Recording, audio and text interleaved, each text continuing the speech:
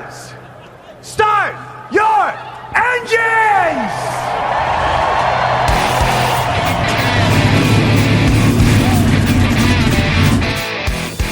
Hit the pace car! What for? Because you hit every other damn thing out there, I want you to be perfect! When I'm driving, I got a guy on the radio who talks to me. You see him, but he talks to me. Well, I wanna be a race car driver. Pretty girls eating from my hand, yeah. Wanna live a life of fun and danger. No sweating working for the man, alright. Well, I wanna be a firefighter. Cool-headed when the heat is on, yeah. Save my baby from the burning building. Take her home and put the sprinklers on, alright. No, he didn't slam you, he didn't bump you, he didn't nudge you, he rubbed you. And rubbing, son, is racing. Hey, race fans, welcome to the Hoobazoo Radio Network and welcome to the Drafting the Circuits radio program. My name is Frank Santoroski. I'll be your host for the next hour as we talk about everything in racing. Joining me in the studio, Richard Youden and Luis Torres. Fellas, how you doing? Good, thank you. It's been pretty good, to say the least, on a busy Wednesday on this recording. On a busy Wednesday, yes. We're actually recording here, and we're missing the NASCAR race, or we're trying to watch the NASCAR race. The start got delayed. We had hoped to be able to report on that race on the show, but, we got to get this done. We don't want to be taping at midnight either. So, but we did get a race in Sunday, and we got to see the first look of what auto racing looks like with social distancing guidelines, COVID precautions, and no fans in the stand, very limited media. Well, hang on. We've seen no fans in the stand for quite a few years. So, Okay. We've seen small crowds. We've seen small crowds. And definitely not at Darlington. We've seen good crowds at Darlington. Good crowd, yeah. I mean, Darlington has really packed them in the last couple of Labor Day weekends. But it was interesting. The thing for me, watching the whole thing, the fact that there were no spectators in the stands did not take a whole lot away from the television broadcast. Now, I'd imagine if you were watching a basketball game or a football game or anything where you're used to hearing those cheers from the crowd, it would really kind of dull the event. But when you're watching racing, all you're generally hearing is the sounds of the engines, and there's not a lot of crowd noise. So it really, to me, it didn't take a whole lot away from watching it on television. They had fewer camera angles. Could be, they were limited with the amount of personnel, so they had fewer cameras. But they kind of made up for that with more in-car cameras. And then they had a drone cam, which I thought the shots from the drone were good, yeah. Were really good. I thought that was quite entertaining. And then, of course, we saw the winner's circle interview with the microphone on his stick. So it was again, it was odd. It was different, but it was racing, and we're back to racing again. And the race was not the crap show that people had predicted. There were some folks that were afraid this would be a total crash fest because, number one, the drivers are pretty rusty. Number two, they ran with no practice, no qualifying. And, the teams have a lot of data from Darlington. They've been racing there forever. But again, once you get to the track conditions can be different year to year. And without those practice sessions. But, I mean, there were some wrecks, but it wasn't the melee and the mess that some folks had predicted. It wasn't. And at the end of the day, Kevin Harvick makes a nice headline by taking his 50th Cup win, and I thought it was a pretty entertaining show overall. Now, gentlemen, I imagine you watched the race too. You're a star for racing as I was. So let's you guys give me your thoughts on this race at Darlington. Well, I wanted to chime in about the telecast. I know a lot of people like to complain how the direction of a broadcast has gone from the CBS to 90 CSPN to what we have right now, where they tend to only focus on the leaders or the big name drivers. This one was one of those where they showed a lot of battles, whether it's at the top 5 or in the top 20. And we got a couple of names out there that I thought deserved that kind of accolade for how they were doing. It's like what it used to be. They would go through the field, talk about certain drivers, and focus on it instead of just necessarily jumping back and forth to Harvick pulling away, which he had the strongest car. And as far as the drone's concerned, I honestly do without the 360 flippity-do, the flippity-flip, whatever that was, but it's good to have multiple cameras in a situation like this where it can't be allowed because, of course, drones are forbidden on a lot of venues, especially at large capacity tracks or with people, no less. So it's good to see Fox step outside of their comfort zone to an extent and show different multiple battles and have multiple storylines and angles, which there were a lot.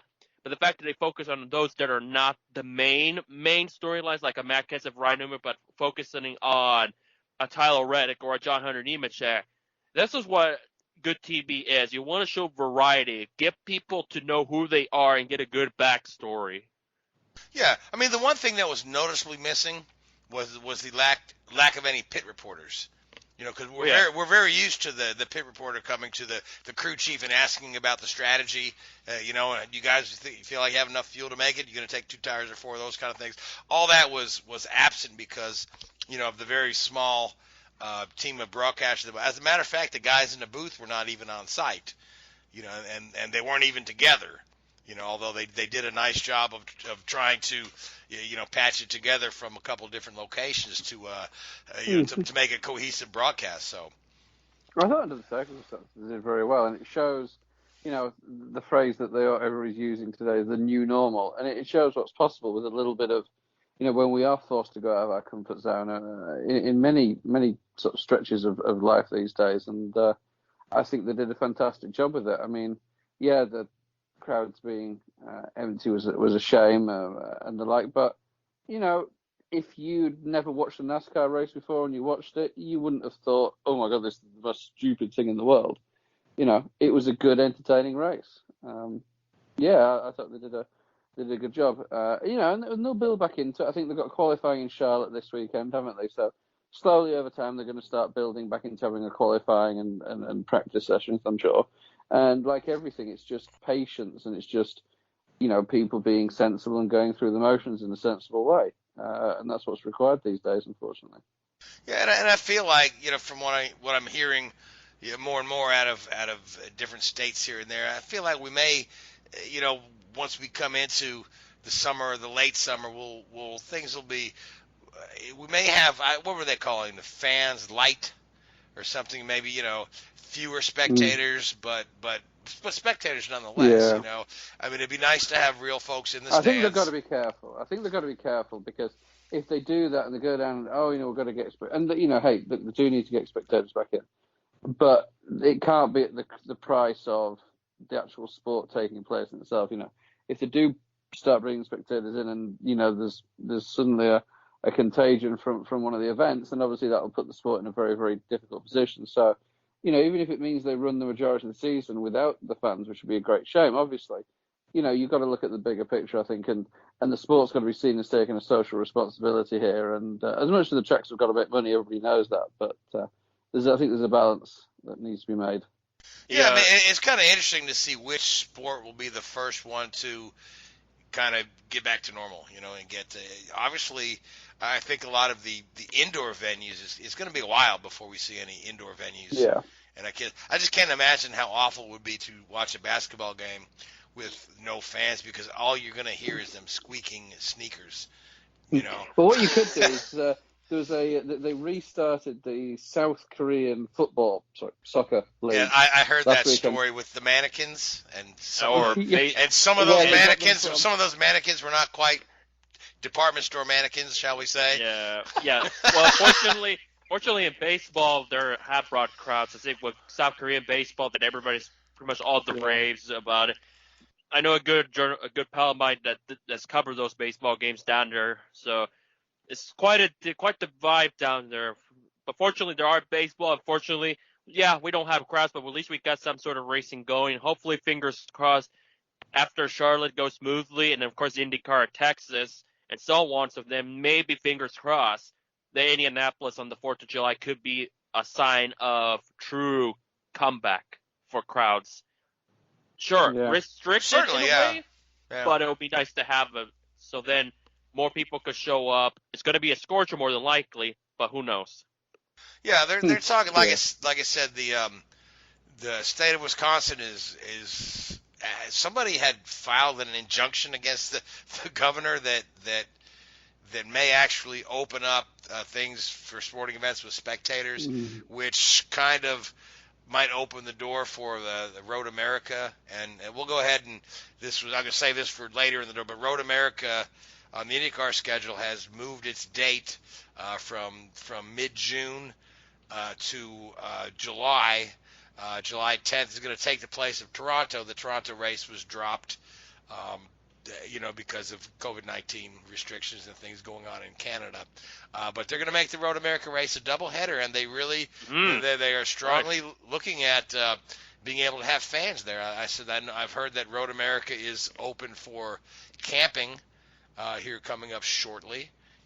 So by July, it could be that we have a crowd at Road America. I'm sure there'll be social distance guidelines and certain protocols to follow, but a track like Road America with 4 miles around, you can certainly disperse the crowd where you won't have large gatherings. But again, keeping everybody apart from another is a struggle. But again, people like to use the terms uncertain, these uncertain times. So I mean, we're uncertain what the curve on this virus is going to be when we get to mid and late summer.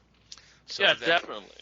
But a double header at Road America, along with the SCCA support races and whatnot, that'll be fun to watch.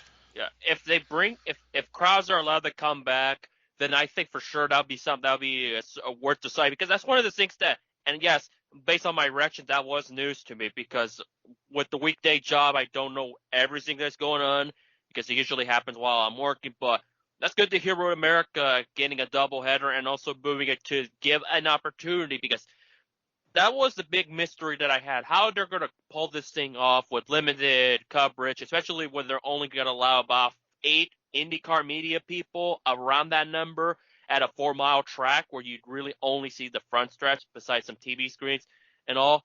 So that move probably would be for the best. Yeah. Push it a little later. I mean, states are starting to open up a little at a time.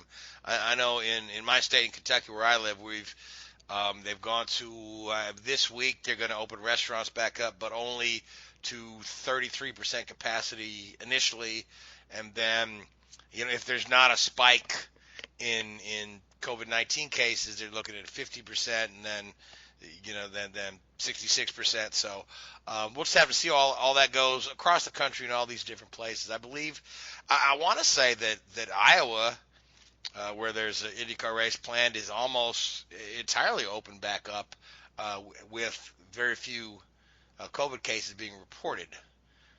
So we'll just have to, again, this is, it's been so fluid, since March when all the shutdowns started. It'll just be interesting to see how it all plays out. But I really applaud the different sanctioning bodies trying to just make do and be very flexible, and the tracks and the promoters trying to be flexible and running these double headers to at least have enough races on the calendar to have a legitimate championship. And NASCAR with the double headers that they're doing, Lord knows the weather didn't help them, at Darlington, but we've got Charlotte coming up next with a couple of races at Charlotte, including the Junior Series. So it'll all be interesting, but it was a good feeling on Sunday for me to turn on the TV and watch a race that wasn't an iRace. most certainly, and it's after everything that's went down, having just some sort of racing, real life action, made it complete. Sure, it's unfortunate. It's a little bit of a bummer that there's some restrictions involving those who cover the sport, but at the very least, when I was watching the race, I was thinking, this actually feels pretty darn good just to see actual racing. So I lined up my mood, and now with this with racing coming back, hopefully sooner or later just builds and builds. It just gives me some sort of escape and also more content to write about. Because that's the big thing. For sure, yeah. Because like I say, even doing this show the last couple of weeks, we've turned to trivia contests with one another and historical topics and those sort of things, which has all been fun. But I mean, it's nice to talk about. Hey, what'd you think about the race this weekend? And speaking of the race this weekend, when we did start the season, we had been talking about how the Toyota cars seemed to be a bit behind the Fords and Chevrolets, and again, the Toyota cars look to be not quite the class of the field. Again, I mean, Truex had a pretty good run, but again, Hamlin had a good run, didn't he? Hamlin had a good run, yeah. But I mean, Kyle Busch was 20-something, wasn't he? Yeah, he I mean, struggled. that must have been one of his lowest finishes without an issue. Yeah, well, In he did fail. years. He did fail pre-race inspection, so that's why he was already in the hole already, and then just having Yeah, all those but, I mean, multitude problems. All that failing pre-race inspection means is that your car was cheated up, so you just bring Yeah. it back to a baseline. It's not like you're when you fail inspection, you lose performance that's a standard level of performance. It means you Yeah. lose a cheated performance, basically. It's a good way to You put just it. started- Yeah. Yeah, you just start in the back, so that adds a little bit of a challenge, but you definitely have a point Or there. if you're running out of time and you're having the crew chief's having an argument with the inspector, you end up running the car in the same cheated configuration anyway, because you don't have time to fix it. Yeah, It's but amazing. certainly, I've seen it. If you cheat enough and you can't undo the cheat as at the start of the race, they just let you race it. It's amazing. But you go to the back. yeah, but And by the time of the first stage, you're back in the top 5. Yeah, but it does seem like the Fords have the upper hand this year when we consider, Harvick had won here, and then Logano's won twice this year, and Keselowski was very strong at Darlington as well. I think Hendrick are looking strong as well. Hendrick cars are looking great. Yeah. I felt so sorry for Jimmy Johnson there. I mean, it was just was just got caught out, wasn't he? I mean, he had a really good run going there. That stage win would have, Who knows? He doesn't probably need a would have boost. been up I mean, there. but he had a top 5 car, in that first stage anyway. And So how long is Jimmy's streak without a win? Going on a year and a half, or is it over? It's been Must be, yeah. since Dover 2017 in May, so it's now been God, it's 3 just years. Golly, yeah, poor guy. So Yeah. be nice to see him hit victory circle again, since this is going to be his last season of a full-time competition. But yeah, it really looked like the old Jimmy, until that little thing right before the stage Yeah. end. But he was having a good run, as were the other Hendrick cars. To your point. Yeah, all of them were. That honestly, even before William Byron had his problem, he looked pretty good. Chase Elliott is the one that took a bit of while to get there, but he ultimately got there. So yeah, this is definitely Hendrick Motorsports. If they just have the luck in their favor with a couple of their drivers to polish it up, then I could see Hendrick Motorsports win multiple races with all 4 of them. Yeah. But right now, it's Bowman that's been the most consistent, that has had the more better luck among the quartet of Hendrick guys right now. Yeah. And another guy that I thought was very impressive on Sunday afternoon was Tyler Reddick.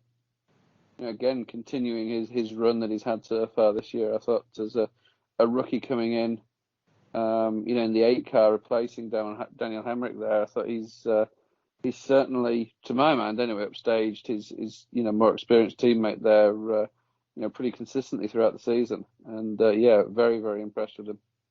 Yeah, he had a really good run, yeah. And plus we got to see the return of Matt Kenseth. Yeah. And the return of Ryan Newman after that accident. So, and I like the politics of the coverage, because at no point through the whole broadcast did I notice to mention the name of the driver that Kenseth has replaced. Well, no, I don't know that they did. Yeah, they might have. The Spanish telecast mentioned the whole ordeal. The Spanish telecast did, but English, I don't think I heard anything from it. It. No, it was very interesting. It was like, oh, okay. Obviously, they've been told not to say anything. And again, tonight they weren't mentioning it. We all know what happened, so it's... Of course. But it's, obviously, it wasn't accidental that they didn't mention his name, let's put it that way. No, certainly not. So how's the race going right now that's going on?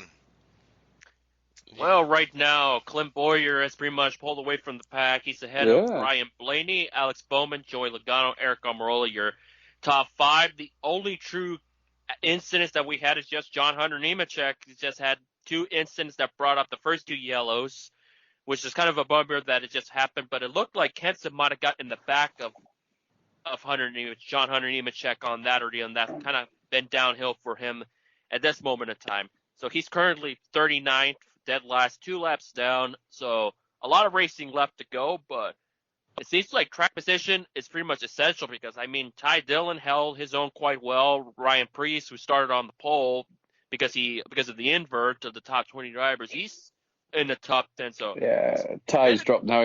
Ty's now back at 23rd, but Preece is in the top 5 or top 10 still, isn't he? But he's it's saying fast. No Toyotas up at the front, huh? It shows you the Truex. huge difference. Truex. one. Yeah. It shows you the huge difference between day and night racing. They were saying that going into that first stage before the competition caution, that the cars were half a second a lap faster Yeah, because than they were on Sunday. I mean, it's amazing the difference that these things make. Yeah, because this is the first true night race they've had on a non-super speedway. Yeah. Oh Because- no, I mean it's good. No, so this is the first time. So this year, they're back in Darlington later in the year. So will this be the first time that NASCAR's raced points races 3 times at the same track in the season? Since Riverside, when they had 3, I think it was like 81, I think, where they started off the year at Riverside. The mid-season race was also at Riverside, and they ended the year at Riverside. So it's Good been grief. since. Yeah, but if you get back to the pre-Winston era, they used to have qualifying races that were all points-paying races too, and that's why Richard Petty's record of 200 wins is going to be so hard for anybody to come close to, because there were so many races. Every week was like Daytona, wasn't it? Yeah, well then they had the midweek races and the junior series, local races, that all counted as NASCAR wins before they had put all the divisions in place. But there were, back in the early days, there were many times that there were more than 3 points paying races at the same track. So, but it is interesting this day and age to see 3 races at the one track. Because they were mentioning that Denny Hamlin, although they had a good run, on Sunday, they've come with a completely new car with a new setup, purely because this race is in the playoffs at the end of the season, and they're just going to see what they can, which that's the great thing about NASCAR is, you get a win early in the season, and you could have like 20 test days. You can throw whatever you want at the car and see what works. You can cheat the car up a little bit, see what we can get away with, see if the inspectors know this little bit of bodywork pushed out or whatever. And it gives you sort of 10, 15, 20 free passes. And then obviously as you get in towards the playoffs, the 4 or 5 races before the playoffs, you want to gain a little bit of momentum and see if you can, get some good results heading into those playoffs. But it's great that you have that opportunity from an engineering standpoint. And obviously some of the bigger teams, I'm sure Joey Logano's doing that and his team's doing that, and Denny Hamlin. So you could quite easily see some of those guys just be nowhere on one weekend, and they're like, that doesn't work. Yeah, they're trying something out because they know they're safe for the playoffs, and this Exactly. the regular season champion. I don't know that anybody's really worried about that. So of course the last 2 years since we've had a regular season champion, the regular season champion has gone on to be the Cup champion, if I'm not mistaken, right? I think so. Yeah, Truex and then Kyle Busch. Yeah, so. Yeah. All right, so we'll keep tabs on the Darlington race as it goes on. But interesting enough, we took a week off last week, I think, because it's we were running out of stuff to talk about, and God forbid we should take a week off, because what a big news week we had. So Formula One has failed to get their season underway as of yet. So I think that Formula One, they've just gotten bored enough that they went ahead and had their 2021 silly season before 2020 is underway. So, but the big news, Richard, is that Vettel will be out at Ferrari beginning of next year. Carlos Sainz will take his spot. The hot rumor is that Alonso will come out of his semi-retirement to take the Renault ride. Vettel's right now on the outside looking in. So, Richard, go ahead, talk us through some of these various scenarios with this very early silly season. Yeah, as you say, it doesn't look like we're going to get racing in Formula 1 until, I think it's Austria on the 4th of July weekend, I think is the sort of penciled in date at the moment. But you'd got this impression that things hadn't been great with Vettel at Ferrari for a while now, and he went there to win championships, and a bit like when Alonso went there, it's just not happened. They've been competitive at times, but they've, Alonso when he was there came up against Red Bull. Vettel when he's there, they've come up against Mercedes. There's just somebody's just been better than them throughout.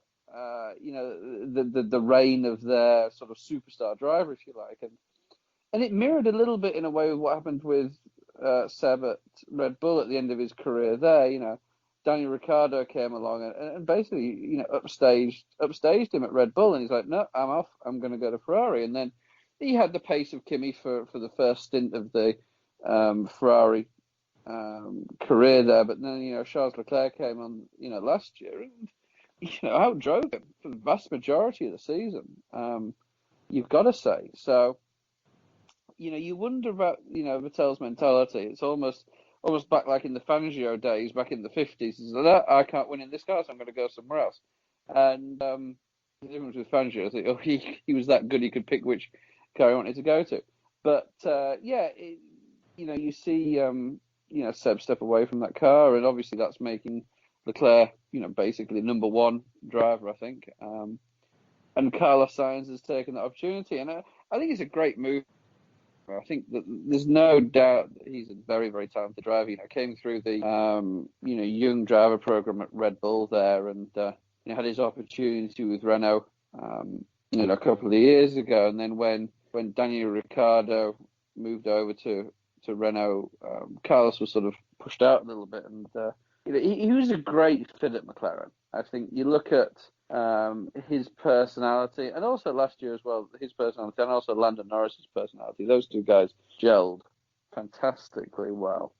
And, on the track, there was never any really issues between the two. On the social media and on the sort of just friendship side, those two guys got on really, really well. They had that great banter and that great relationship, which I think is going to be missed at McLaren, but obviously Ricciardo coming over from Renault to McLaren is a good move. He replaces one very marketable driver with another. I think Ricciardo is probably the one that gets the good deal out of it, because the Renault thing just isn't working for whatever reason. Whether it's him, whether it's the team, whether it's the politics, whether it's whatever it may be, but you worry about Renault's long-term future in the sport more than anybody, I think. Just from the sounds they make, they want to come in, they want to be competitive, they want to challenge, the championship, not just as an engine supplier, but also as a chassis manufacturer, like they were doing in the early 2000s when Alonso was first there. But something just hasn't sat right with it in the last few years, really. They've not progressed in the way that they wanted to have done. And in fact, last year they were overtaken by McLaren in that battle for the best of the rest, as it were. So Renault now have a seat open alongside Esteban Ocon, who I believe has a multi-year deal with them. So it'll be interesting to see what happens there. The names on that list. Does Alonso come out of his retirement? You've got to question why he would do that. If Mercedes came calling, yeah, but what does Renault have to offer apart from a midfield team? In all fairness to them, why wouldn't Hülkenberg go back there? If he's looking for a drive next year, I don't think there'd be any complaints from him to go back and take that seat again. There's obviously a long way to go now. I mean, we haven't even started 2020. We're talking about 21. But that's the funny thing. We're all, and we haven't even had this season yet. But that'll be an interesting dynamic at Renault this year with Ricciardo. He came in as the guy who's going to propel them to the front of the field, and it just hasn't worked. And that's going to be, Yeah, I don't think there's going to be any animosity between McLaren and Carlos Sainz. You listen to Zach Brown. I don't think he's that type of guy. I know he's Zach Brown. But, he's like, hey, look, Carlos has driven great. He deserves an opportunity. When he said that he wanted to, or when, Ferrari said they want to speak to him, I'm not going to stop, I'm not going to stop him. Good luck to him. And we're going to enjoy this year. They're going to work well together. That's going to be good. But I don't know how Ricciardo and Cyril, I can't pronounce his surname, at Renault are going to get on. That could be a pretty tetzy relationship, I think, for the rest of the season. Certainly, yeah. But let's talk about Ferrari's lineup for 2021 and beyond. Mm-hmm. So this is realistically the youngest driver lineup they've had in decades. Probably since they had maybe Pironi and Villeneuve, and even those guys weren't as young as the current pairing. Yeah. But Ferrari's, they've not won a championship since, I want to say, 2007 with Kimi. Yeah, Mm-hmm. Yep. And they haven't won the constructors since 2008. Yeah. Right. They won the constructors in 2008. So Kimi was their last champion. Before that, they had the Schumacher era where they were just, winning left and right very handily. But before that, they hadn't won a championship since '79 with Scheckter. So their business model as of late, since Kimi, is to hire these, past world champions to come in to save the team, starting with Alonso and then with Vettel and then bringing Kimi back, and none of that has worked. So now they've really just kind of 100% reversed. So we're going to put two young guys in there, and Leclerc has proven his worth. The guy is an outstanding driver. Sainz has a lot of potential. We've not seen him in a front of the grid car, but I believe he's got a lot of potential. So it'll be interesting to see how this plays out. If one of these guys, can bring Ferrari, another championship. Then at the same time, while they've got this in play, there's this underlying rumbling that Ferrari is unhappy with the new budget cap, and they've threatened to take their ball and go home. There's some rumors that they perhaps are interested in coming to IndyCar. I don't know where they'd fit in right now with a common chassis. But they could come in as an engine manufacturer or could come in as a competing chassis manufacturer. I think these are all rumors that folks are reading more into than what's actually there, because I believe the story I read said the Ferrari's team principal, what's his name again, Richard? Well, Bonotto, I think. Bonotto, he said he keeps changing it every 5 minutes. Yeah. Well, he confirmed that they might look at IndyCar. I was like, okay, you can't write a story on that, but evidently you can. So we'll have to see how all that plays out. But Ferrari's putting their faith in Formula One should they decide to stay in these two young guys who both have potential. And at least from where I'm sitting, I feel it's a good move, because I think the pressure is less on these younger guys than when you bring a guy like an Alonso in or a Vettel in, and they say, yeah, you're here to bring us a championship because you know how. Well, that's just my 2 cents. Yeah, I think partly also it puts maybe less pressure on not just the driver but the team. If you're an engineer or a mechanic or an aerodynamic, whatever you want to be, so strategist, part of the the team, and then suddenly you bring in one of these top name drivers, you've got nowhere to hide. You've got to produce. If you're not winning championships, it's not due to the driver; it's due to the car. And that you can have in Formula One, you can have how should we put this? A mediocre driver win a championship in a very, very fast car, but you can't have a very fast driver win a championship in a mediocre. So, especially not these days, anyway. So, from the team's perspective, I think it's put a lot of pressure on the personnel within Ferrari, and I think you've seen that, and the changing of sporting directors or whatever you want, whatever the role they want to consider themselves now, team manager or whatever, team principal, whatever the So whatever role they want to hold. But it's, that's where I think is the big issue, or one of the issues, is the amount of pressure on the team rather than the driver. Yeah, the whole sport is completely different now. And at this point, as you guys were talking about, that you can be really good, but you need to have the equipment with you to really back it up in Sure. Formula One. And I think with Vettel's case, where can he go now? Because we know that Carlos is going to go with Ferrari. And it's an interesting viewpoint to see how he's going to do in 2021. But on the fortunate level, going backtrack a bit, Sainz is brought last year. He had all these great runs for McLaren. He's helped that team quite a lot. Be from one of the worst F1 teams, literally, to now the best of the rest, right up there. That could be a knock. And of course, well, next year they get the Mercedes engine as well, which I think is fair to say is a step up from the Renault package. But I still think that the big there's still one play that's going to happen, I think, in the 2021 driver market, and it's been on the cards for a few years now, is what's going to happen at Mercedes with Hamilton. Also not with Hamilton. So, well, his contract is at the end of the year, but I imagine that he will renew. I don't think there's anywhere else for him to go now. The only place he could ever have gone, I think, was Ferrari. Or unless he's that loyal with Toto, because then I hear Toto bought something with Aston Martin, or that's just a bunch of hullabaloo. Yeah, I mean, there is something there, but I don't think that. I think even if Toto did go to Aston Martin Racing, which is Racing Point at the moment, but will be Aston Martin for next year, I still don't think Hamilton would follow.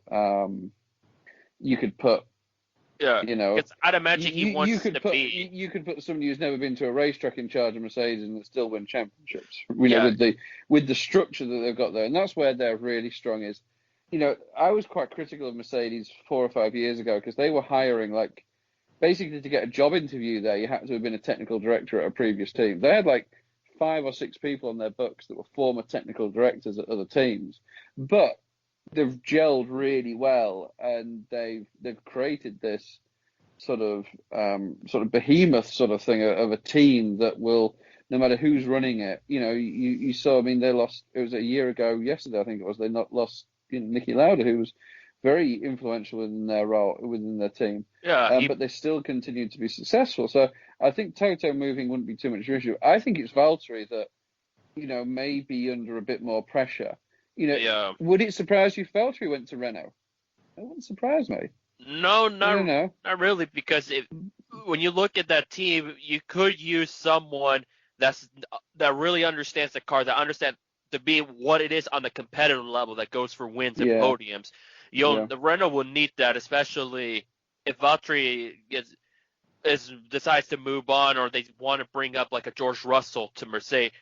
Well, yeah, I mean, I think George. I mean, I still rate that what George Russell did last year in that Williams was very impressive. To out-qualify Kubica in every session, or in every qualifying session, which Kubica, he wasn't that cutting edge that he was obviously pre his injury, but it was still damn impressive. And basically that's not making mistakes in any qualifying session. That's not making a mistake. So, hats off to what George Russell did. I have a lot of respect for the kid, and I think he's going to become an exceptionally talented driver, far more so than maybe people give him credit, because he doesn't have the exposure that a Lando Norris or an Alex Albon's having right now. Yeah, or even the championship point as well, which this is going to be the big goal. That was just a crapshoot, wasn't it, at Germany last year? Because certainly the Williams is going to be closer, I think, this year than it was last. I mean, last year was pretty, the whole Paddy Lowe issue. The whole Paddy Lowe issue at the start of the season, whether it did rest on him, I don't think it rested on his shoulders as much as they made it out to be. I think he was a bit of a scapegoat, but you move on from there, and I think that they'll do better this year, and it'll give Russell an opportunity to really show what he's capable of. And if Mercedes want to go down that route of not, of letting Bottas go because they have these, drivers available to them, then Russell wouldn't be a bad shout. But obviously the guys you're looking at there are, would they go for Alonso? Would they go for a Vettel to go up against Hamilton? Yeah, it's going to be quite a 2021 season if it's going to be just a 2021, because who knows? I still firmly believe that there's a slim chance that I won't be terribly surprised if they find a way to make it a super season, but there's so much, a lot of stuff to be sorted, a lot of political games to be dealt with if they want to make it a super year. One of the things another thing to consider, a lot of unknowns and variables and uniqueness going on, especially for next season for 2021, is because within reason, the teams have to keep the same cars that they've run in 2020. So I think they're giving it a point system. So there are certain areas of the car they can develop and modify for 2021, but very limited. So you could be, you've been in a situation where, and what people don't realize is how closely a lot of these cars are designed around driver preference. So every driver on that grid, on a Formula 1 grid, has a different driving style, as any racing series throughout the world. Some drivers are very what I'd call binary, on and off the throttle, on and off the brake pedal. Others are very soft on the brake pedal and soft on the throttle and will caress the car around. Others are aggressive on tyre wear. Others are softer on, it varies, obviously. So you could have a lot of these cars designed, for the 2020 drivers. Now they're suddenly got a 2021 driver in basically the same chassis with the same setup and the same geometry. And it'll be interesting to see how some of the drivers moving into teams will react to these cars that maybe haven't been designed around them like they would have been under normal, timing, should we say. Interesting to think about, yeah. Now, it could lead to interesting starts of the years for certain drivers that they're driving another style. Maybe we could see a driver grow, get them tested to try something that they're not used to, which can be a risk, but also it could probably build character on their driving. And I mean, these are some of the 20 best drivers in the world. So the cream will still rise to the top, as it were. And they will learn and they will adapt and they will change their driving style accordingly. But it could potentially show some of the guys up that aren't your normal front runners, or your normal guys that they suddenly get into a situation where they're underperforming a little bit because they're just not used to the configuration and setup of the car.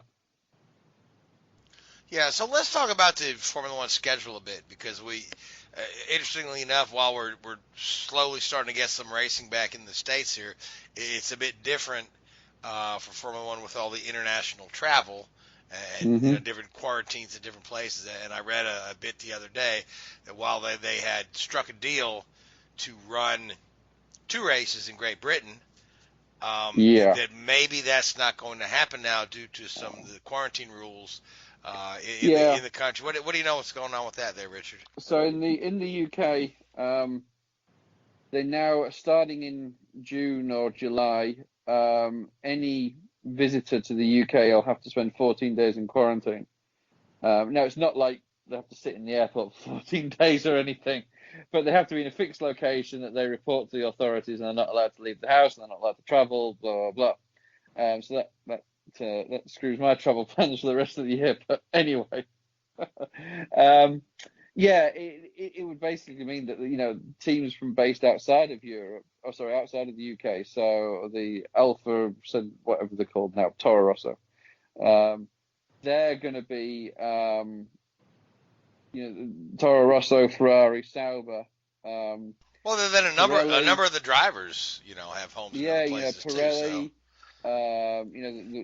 The drivers. Yeah, I mean Pirelli, Renault engines, Ferrari engine guys. They just won't be able to attend. So, and the government have turned around in the UK and said that there's no exemptions to this, and you can understand that. They can't be seen to be, this is okay for them to do it, but not okay for you. And I know Formula One have been trying to put this concept of a bubble in place, where they charter flights and they charter transportation and they'll book out whole hotels and nobody will come in and out of the, facilities and all this sort of stuff to just, but obviously that hasn't been enough to persuade some of the authorities. So within mainland Europe, I think they're looking to go to Hockenheim, potentially to replace Silverstone for these 2 races. So we'll see what happens with that. But yeah, it'd be a shame if they don't get to Silverstone, because the UK is the home of Formula One, and that sort of stretch of the Midlands from the cities of Milton Keynes, which is where Red Bull are based, and Silverstone. You've got a racing point, then just down the road Brackley where Mercedes are. Then you sort of go over just past Oxford, you've got Williams, and then down into Surrey, and you've got McLaren. There's that whole sort of arc of maybe 50 miles. They've got 4 or 5 of the really, really big teams based in a small area. So it'll be devastating if they're racing in other parts of the world and not Silverstone. Now, maybe these travel restrictions will be lifted, and later in the year they can get out to Silverstone. But as I know all too well, the weather the weather at Silverstone, even in the middle of July, can be more akin to an Arctic winter's day than anything else. So if they are looking to run it in October or something, then weather could be a bit of an issue. We'll put the snow tires on, right? No. So yeah, I mean, of all the racing, it seems like Formula One has the toughest time just because of all the international travel, and I've not heard anything out of WEC if we're going to see any events this year or not. IMSA's gearing to start up, I hear, with some events. Daytona. Yep. As is, I believe, like Pirelli World Challenge is getting ready to gear up for a couple of events. Maybe with spectators, maybe not. It's again, I hate that the whole world is in flux, and I'm not sure what's going to happen next. So, but let's talk about 2021 for a minute, or not like we haven't been for the last bit, but the other tidbit of news that has some folks really excited is that Monaco and Indianapolis will not be held on the same weekend. So I guess that opens the door for a Formula One driver to take a shot at the Indy 500. Now I don't know if anybody will. I don't think they will. I think the only reason Alonso, if he's in a Renault, is the only one that probably might. I don't think if he's in Renault, I don't think he'd be allowed. The only reason he was allowed to do it last time was because of that very close relationship they had with Zach Brown. I think if Alonso's in a Renault, he can't. Yeah. I don't think any of the driver contracts would allow it. I will guarantee you that every contract that has been written for a Formula One driver since Alonso did that was like, no, you can't do it. Because it's not worth it to the teams. Statistically, you're more likely to be injured in Indy than you are any of the other races on the Formula One calendar, probably. So, easily, yeah. And you're paying, $5, 10, 15, $20 million a year to your star driver. Line one of that contract, you're not racing Indy 500. Yeah. These guys can't even go on a motorbike on their leisure time. Yeah, I call it the Bell-off. Unless you're Montoya and break your shoulder while you're playing tennis on a motorbike. Yeah. That's another story. Yeah, I call it the Bell-off rule because ever since the unfortunate tragic accident with Stefan Bell-off at Spa, that's when a lot of the restrictions really got forced into the Formula One contracts. And you saw Hülkenberg, he did Le Mans a few years ago, didn't he? I think he won. Yeah, he won. It was, that was a rarity. I really don't think they're going to. I think they purposely put Le Mans. I think they purposely put a Grand Prix at Le Mans to prevent it from happening anytime soon. Yeah. I agree. Yeah. So I guess they've more opportunities or for more.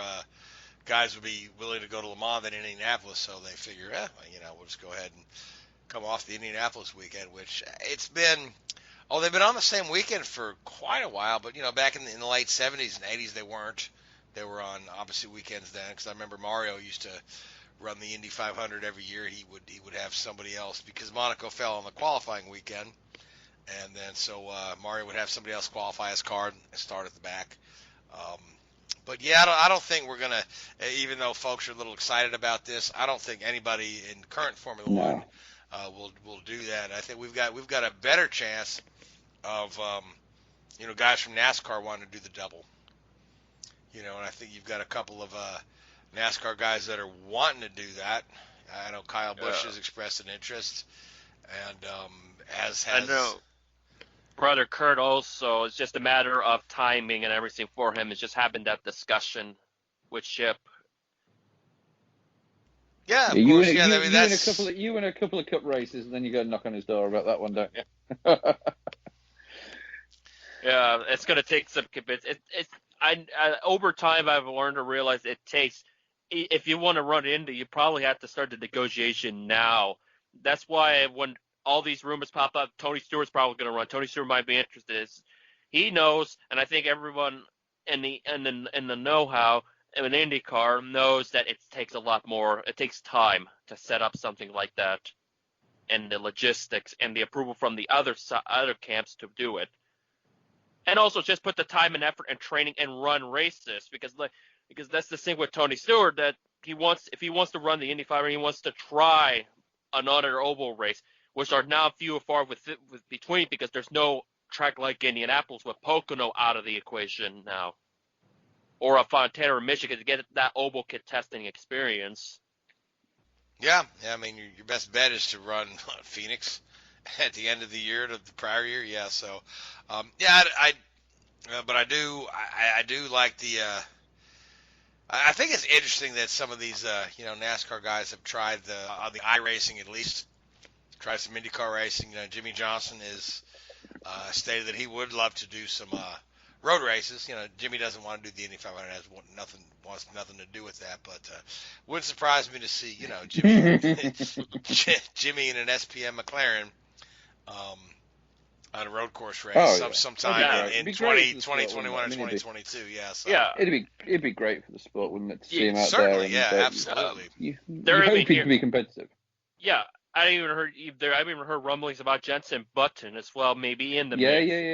Yeah. Who else did? Who else? Alonso, Button, and Norris. I guess another name that Zach Brown put out there, wasn't there? About running IndyCar races. And I think Jensen would be great. I mean, he'd be quick. Jensen's one of those drivers that can drive a tractor fast, He's just got a natural, not the fastest guy out there, but he'll get your limit of your car pretty quick. And I think he could, he'd certainly give the guys a good run for the money if he wanted to commit to it for a couple of years.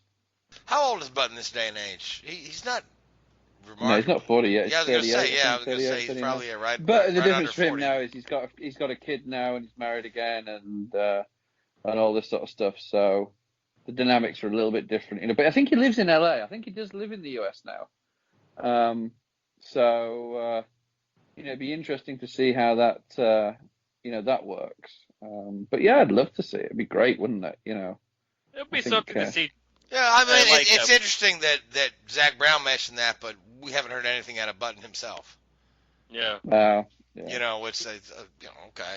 Jensen. I mean, I know Button does a lot of the Sky TV coverage for Formula One, and he's great on that. He's got a really good dynamic when he does that.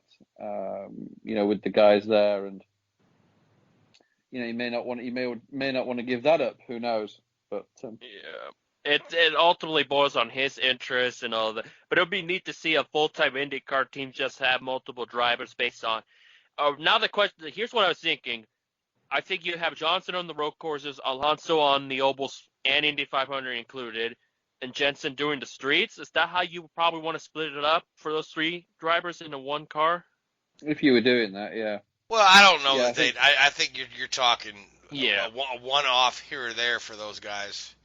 While you still have your two solid team cars, you would have a one-off for Alonso at Indy. Or you just create a whole team, three cars. There you go, one for each of them. Yeah. So, well, we've got about. I mean, Andretti can do it. We'll see how McLaren does. If you think about it, though, I don't know what the cost of running a full-time IndyCar team is for a year, but I'm guessing it's cheaper than running a NASCAR team. Quite a bit cheaper. Yeah, so if you suddenly turn up with Jimmy Johnson saying, I want to run a full season, you'd get a sponsorship for that car in a heartbeat. I think you would anyway, from the attention that it would bring to the team and the sport. I mean, it'd be fantastic, it'd be phenomenal. And I think it's similar with Alonso and Button.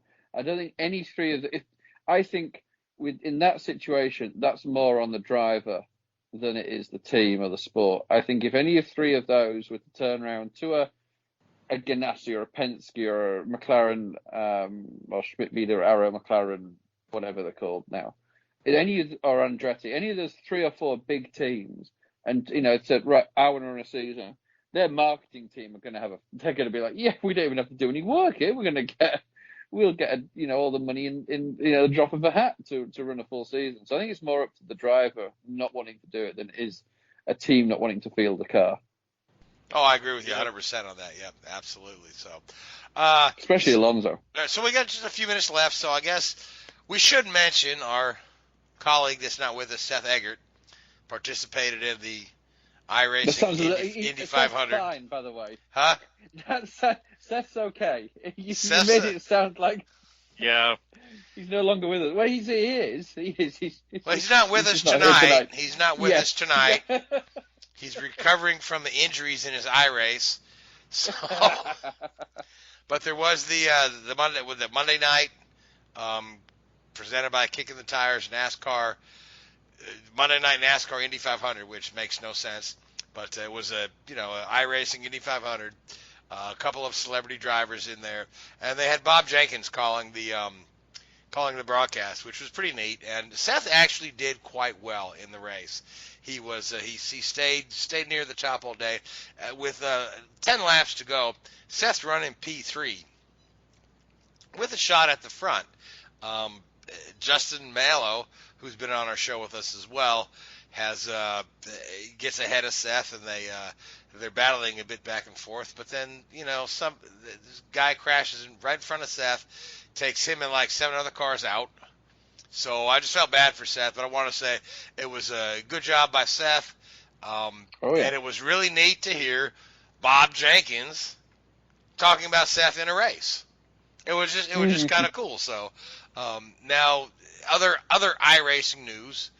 I heard that this fella you might have heard of, Mario Andretti, is going to participate in his first iRace coming up. Again, it's another virtual Indy 500, but Mario's on Twitter today saying, "My gosh, it's a long time since I've been a rookie at anything." But he got a picture of himself in the rig, and he's practicing and giving it a shot. But it's like a Legends race, and he's in there, I believe. Emerson Fittipaldi's in there as well, and Adrian Fernandez, a couple of other big names. Louise, have you heard of this one here? Yes, that's probably the only major news that I heard from this morning was the Mario Andretti trying to do iRacing. That should be quite a show, I'd imagine. May need to wake up relatively early, but we'll see. On my luck on that, but no, I'll definitely give that a watch for sure. I mean, just one more thing to Mario to add to his resume, as if the man hasn't done enough already, right? He's pretty much driven in one in any type of car out there, He's won in NASCAR, Formula One, Indy cars. He won in sprint cars. He's won in sports cars. Now he's going to give it a shot, see how he does in virtual cars. So that'll be fun to watch. So, Indeed. Yep. So any final thoughts, guys? We got about 2 minutes left. Well, as much as we all like to be at Indianapolis right now or at Charlotte, at least we're in the beginning process of some normalcy when it comes to our racing. So that's all we can ask for at this moment in time. Yep. All right. Yep. Well, sounds good. So parting thought from you, Richard? It was good to see cars back on the track, and hopefully, we can, this is a sign that, everyone's got to work together on this and just be sensible, and we'll get there. Worst thing we can do right now is rush it and make things worse. We've just got to listen to what all the experts say and the specialists say, and we've just got to take our time and be patient, especially as fans, because it's going to, it's a weird old year, this, and, worst thing we can do is rush it and get impatient. Oh, certainly. Yep. I mean, today I would be packing my bags to head to Indianapolis, but hey, instead I'm here talking to you guys. So I want to thank you, Louise. I want to thank you, Richard. Every cloud has a silver lining then, doesn't it, eh? All right, well, I have no comment. All right, I want to thank both of you guys. I want to thank the Hoobazoo Radio Network, and I want to thank iHeartRadio and Spreaker and Google Podcasts. And I want to thank all you folks that tune in to listen to us here at Drafting the Circus. Until next week, good night. WHOOBAZOO, that's Hoobazoo.com. Enter website, enter website, enter website, enter website.